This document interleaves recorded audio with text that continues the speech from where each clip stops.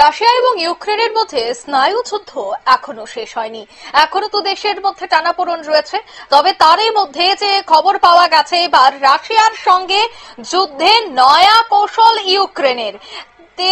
তৈল অর্থনীতি ধ্বংস করতে পরিশোধন কেন্দ্রগুলিতে পরপর হামলা চালানো হয়। দ্রুত বাড়ছে জ্বালানির দাম, বিপাকে রুশ প্রশাসন। বিস্তারিত জানবো, টেলিফোন লাইনে যুক্ত হয়ে গেছে প্রতিনিধি সোম মুখোপাধ্যায়। সোম, রাশিয়ার সঙ্গে যে যুদ্ধের নয়া কৌশল এবারে নিয়েছে ইউক্রেন, তাতে কি মনে হয় কোনো কি চাপে পড়তে পারে রাশিয়া? তাতে বিশ্বজুড়ে একটা ভয়াবহ পরিস্থিতি তৈরি হওয়ার সম্ভাবনা দাঁড়িয়েছে। কারণ যেটা অনুভব করা যাচ্ছে যে রাশিয়ার সাথে ইউক্রেনের যুদ্ধ থামানোর জন্য ডোনাল্ড ট্রাম্প প্রচন্ড চেষ্টা করছিল। গত কয়েকদিন ধরেই আমরা দেখেছি। প্রথমে তিনি গত 15ই আগস্ট আলাস্কাতে রাশিয়ার প্রেসিডেন্ট পুতিনের সাথে বৈঠক করেন এবং তারপরে তিনি জেলেনস্কি সহ ইউরোপীয় ইউনিয়নের দেশগুলোর সাথে বৈঠক করেন। ন্যাটোর প্রধানও সেখানে ছিলেন। সেই বৈঠকের পর থেকে যেটা দেখা যাচ্ছে যে ট্রাম্প কিছুটা যেন বুঝতে পেরেছেন যে ইউক্রেন এবং রাশিয়ার মধ্যে যুদ্ধ তিনি থামাতে পারবেন না। আর তারপরেই যেন একটা নতুন পদ্ধতি নিয়েছে যুদ্ধের ইউক্রেন। যেটা দেখা যাচ্ছে যে রাশিয়ার মূল অর্থনীতি বর্তমানে তেল নির্ভর এবং ভারতের সাথে আমেরিকার যে শুল্ক যুদ্ধ শুরু হয়েছে বা চীনের সাথে রাশিয়ার যে সম্পর্ক রয়েছে তা তেল কিনছে, এইটার জন্যই কিন্তু আমেরিকার সাথে শুল্ক যুদ্ধটা মূলত শুরু হয়েছে। যে ব্রিক গোষ্ঠীভুক্ত ব্রাজিল, চীন, ভারত এরা রাশিয়া থেকে কিনছে, এটা নিয়েই ট্রাম্পের সাথে কিন্তু একটা গন্ডগোল চলছে। আর তারপরে যখন ট্রাম্প কোনোভাবে দেখছিল যে কোনোভাবে চীন বা ভারত, বিশেষ করে ভারত আমেরিকার চাপের কাছে মাথা নত করলো না এবং রাশিয়ার থেকে তেল ক্রমশ কিনছে এবং যেটা রিপোর্ট অনুযায়ী এফবিআই রিপোর্ট যে ভারত রাশিয়া থেকে তেল কম দামে নিয়েছে, ভারত নিজেই সেটাকে বিক্রি করছে অন্যান্য বিভিন্ন দেশের কাছে।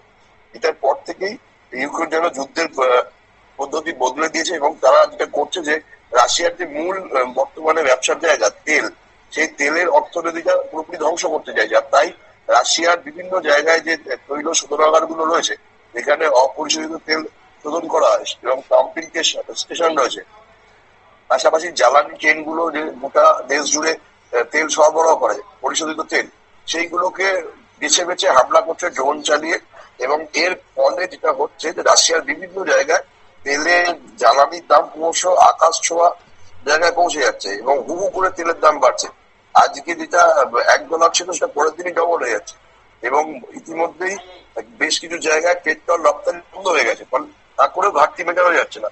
ফলে আগামী দিনে বিশ্বজুড়ে তেলের দাম, জ্বালানি তেলের দাম রাশিয়া থেকে যে তেলটা সরবরাহ করা সেটার দাম বেড়ে যাওয়ার সম্ভাবনা রয়েছে। এবং যেটা জানা যাচ্ছে যে এখনো পর্যন্ত রাশিয়ার প্রধান 10টি জ্বালানি কেন্দ্রে ড্রোন হামলা চালিয়েছে ইউক্রেন, ফলে খুব ক্ষতিগ্রস্ত হয়েছে সেগুলো এবং প্রায় বছরে 4.5 কোটি টনের বেশি তেল উৎপন্ন হয় সেই জায়গাগুলো থেকে। মনে করা হচ্ছে রাশিয়ার যা তেল উৎপাদনে হয় মোট, তার 20% এই জায়গাগুলো থেকে হয় এবং সেই জায়গাগুলোতেই ড্রোন হামলা হয়েছে। ফলে তেলের দাম হু করে বাড়ছে। আর ভারতের পক্ষে একটা সমস্যা তৈরি হওয়ার সম্ভাবনা রয়েছে, কারণ ভারত হচ্ছে রাশিয়া থেকে সব থেকে বেশি তেল আমদানি করে, সারা বিশ্বে 3য় তেল আমদানিকারী দেশ। আর তার বেশিরভাগ তেলটাই রাশিয়া থেকে নিয়ে আসা হয়। রাশিয়ার পরিশোধন গানগুলো যদি এভাবে ধ্বংস হয়ে যায়, ক্ষতিগ্রস্ত হয়, রাশিয়াতে যদি তেলের দাম বাড়ে, তাহলে নয়াদিল্লি খুব সমস্যায় পড়বে। কারণ রাশিয়া থেকে সব থেকে বেশি তেল নয়াদিল্লি কেনে এবং এইটার জন্যই হয়তো আমেরিকা পেছন থেকে উস্কানি দিয়ে ইউক্রেনকে বলে যায় এবং ইউক্রেন তারপর থেকেই রাশিয়ার পরিশোধনাগারগুলোতে হামলা চালাচ্ছে, যার ফলে তেলের দাম বাড়ছে। এর ফলে ভারত বড় সমস্যায় পড়তে পারে বলেই মনে করছে আন্তর্জাতিক সম্পর্ক বিশেষজ্ঞরা। অঙ্কিতা, একদমই ধন্যবাদ।